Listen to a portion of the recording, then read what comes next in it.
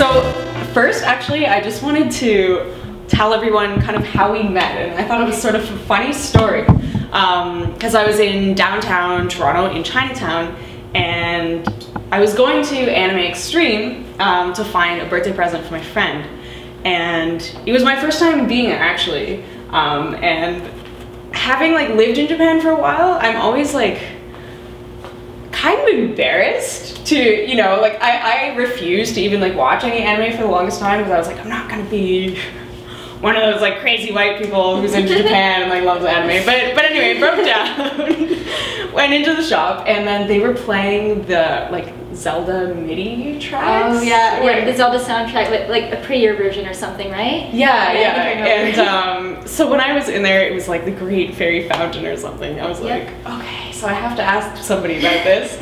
And I got talking to the employees, and then they mentioned you right away and said that you'd be perfect. Really? They were like, hey, you know, you're working on this project. You should talk to Sheila. She's really into gaming. So then you walked in the door, like right, the timing was just perfect. You came in, and we sort of met like all of a sudden, and I just thought, I couldn't stop thinking. The first thing you said was like, oh, I think I have a lot of other friends who'd be a lot hotter who you should interview. And I was just like, now just take a look, like, first of all, that is hilarious and not true. Like, no, trust me, when you see them, you're like, no, girl. So my first thought, like when you said that was, I mean, we've been working on a project for a couple months, and we haven't really like talked to anyone about like, that. It's sort of the elephant in the room, you know, like,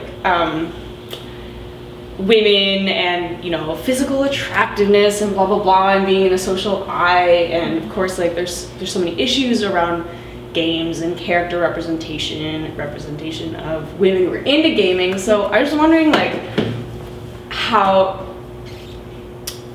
where that comment was coming from, or if it was just kind of a joke. It is a joke, and it's true. It's like, I do have a lot of friends who are like beautiful and they're into gaming, and every time they mention, like, you know, talk about games suddenly, like in hardcore, people are just like, what is happening? Are you a unicorn, right? But I know that like attraction is an important thing, you know, because let's face it, for men and women, when we see a game that we're attracted to, it's the first thing is what you see, right?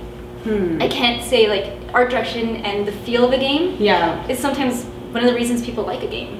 Yeah, like, it can be the most drawn into the visual aspect. Like, I know my husband hates Resident Evil games, and they're like some of my most favorite games, and it's like, I play RE4 like once a year. It's my favorite game ever. And if I play like an RE game with him, it's non-stop expletives on the controls, and I know they suck, I know the controllers suck, but the aesthetic of the game, and everything about it just appeals to me so much that I will crawl through being unable to do anything properly just to play the game. Be in that, just to have that experience. So I guess like it's some people are very picky about control, but I'm not, because the old RE games were more of a shooting gallery, so you weren't worried about things behind you. But now that they're behind us in RE6 and we're playing that together, okay, now I see the frustration. But that's the thing, it's like I will deal with that frustration and take it in stride and laugh at it and how bad it is. Whereas he's a bit more serious. He doesn't want to have a bad record, and he doesn't want to have 10 deaths because of a quick time event. So yeah, like for me, aesthetics is everything. Like we played this, you know, it's probably a god-awful MMO by most people's standards, but my friends and I all played Terra because everything looks stupidly beautiful, including the men. So, I made my husband in there, and he's like, it's not me, and everyone's like, it's totally you, and he just, I like trolling him a lot. He probably knows, but yeah, so aesthetics is a big thing for me, and it's part of what appeals to me. Usually when there's something that's a certain aesthetic and it appeals to women, it's because women are represented too. Not in some super stylized, like, they're not going to say sexualized, it's usually the style. Like, certain styles appeal to us. For my friends, it's usually because we can recreate ourselves, our ideal selves, where I'm 6 feet tall and have, you know, a D cup and and flowing hair and a perfect face. And so where you have like the choice to kind of build the visual style. So we like to be able to build ourselves, but we also like to build ourselves cute. Another thing is cute. So I forgot the name of it, but there's a spiritual successor to Ragnarok Online coming out, and my friends, ones who have just quit on gaming due to babies and whatever, they're like, we're in on this. When this game comes out, we're going to be all over it because we want to be cute. It's like it's like I'm kawaii. It's like it's like, we just want to be cute and have a lot of hairstyles. Hair is a big deal because a lot of games, that's so funny. They cheap out on the hair. It's hard to animate. We get it. But like cheaping out on hair makes me very sad because I grew up with long hair. I have suffered my mom brushing it, like and I want to see other characters. No, I just like to see long hair, and I like to be able to choose a character's long hair. And I don't like it. I don't like it when they're like it's just one pixel or something. It's just you know what I mean, stuff. Yeah, you're just. It's got to have like some kind of like has to look like hair too. Yeah. So that's another thing. Like so for us, aesthetics is a big thing. And my friends, most of us have long hair, so our tastes kind of sort of flow in that direction. Yeah. It was really interesting. I watched. There was a YouTube video about this woman. I think she had Parkinson's or Alzheimer's. Anyway, like there was a group that was basically devoted to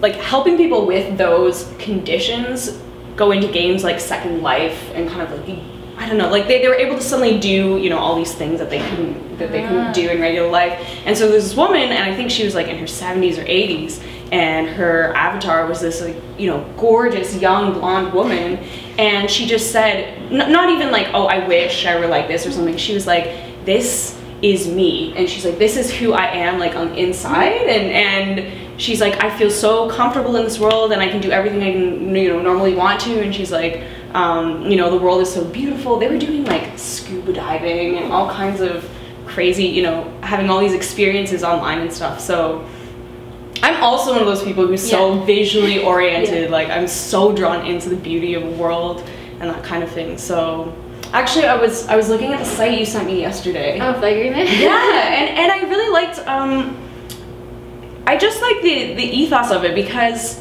when I've talked to some other people about women in gaming, they'll say like, but there are strong women in games who can like kick ass, but and how we're kind of divergent in that we're not really that loud type. And it's like, well, strength comes in like many forms, not like just in like I can kick your ass as equally as this guy we don't want to like detract that thinking either. It's just saying that this is our way, and this is our little corner of the internet, and we're not trying to enforce it on anyone. And if you like it, then you like it. A lot of people apparently like it, but we have never used ads on our site. Like we never like tried to sell things on our site. And although we get a lot of games pumped at us, we don't really have the time anyway. But it takes a lot for us to get off our asses and really want to review something. So lately we focused on finding people in the community that we kind of think are like who need a bit of a spotlight on them. So some talented people will just talk to them and put an interview up or something like that. So you probably noticed you were doing that. That seems to be the direction we're kind of aiming towards now, as opposed to anything that's like a review. I find reviews, it's opinion pieces, unless it's like it's something super researched and it has an opinion that's not found elsewhere. It's not too relevant over time, whereas we have a lot of pieces that are more, here's some stuff that we translated that no one ever translated before. And for years, a lot of those articles on the site are still quoted on Wikipedia forums. So that's where most of the generated traffic comes from, just people just quoting old stuff. So we think exclusive content that you can't find elsewhere. And as well as focusing on talented people in the gaming community who are doing cool things, but don't have that much reach yet. Right. Who haven't like gotten the and so one of them was actually Joy Ansa, who's now worked on the live action Street Fighter. So our interview with him was the first super lengthy, really hardcore Street Fighter. Like it was pretty much, it got down to the nitty gritty of what he was thinking, what he wants to make, how much of a fan he is, and dear God, he's a huge fan. He and his friend who, like, so he's Akuma in it, and his friend's Ken. And it's like, everyone who doubts, like anyone producing a live action Street Fighter says, you're not really a fan. You can never do it that good. But the thing is, when you're that hardcore a fan, and an actor, and a martial artist, you really can't go wrong. Like, how much better can you get? The dude was in the Bourne movie, like doing the fight with, what's his name? Crap, it's Bourne guy again. Oh, Matt Damon? That's it. He was fighting Matt Damon, and like in an uncut scene with a shaky cam for like 10 minutes. Like, really, if you can do that too, and you have big guns, show me your stuff, and if you can write a story. So the thing is, he's like the perfect person to do this project, yet people still doubt it. So I was like, okay, we need to get this out there. and get people understanding that this is legit. This is not some random fan. And then Capcom, like a few months later, greenlighted his thing. Of course, that was public news, but but they greenlighted it. They loved everything he had in mind. And now the trailer should be out pretty soon. I'm not sure on the timing on that, but yeah, there's like so many people that are really talented and just need more reach because of what they do. It's like they're so busy doing what they do and doing it well that they don't have time to just go out there and say, hey, let's be chums. Right, it's like you're taking away from all of your creative time. Just exactly. You can't, and the thing is, like, sourcing out to some PR person, no one wants to talk to that. They want to talk to the guy who did it. Right. So it's a bit of that kind of thing. Like, it's the number one thing is, like, people want to have a direct inroad to who the heck made it and get the real truth, not the PR spin truth. So that's kind of my style.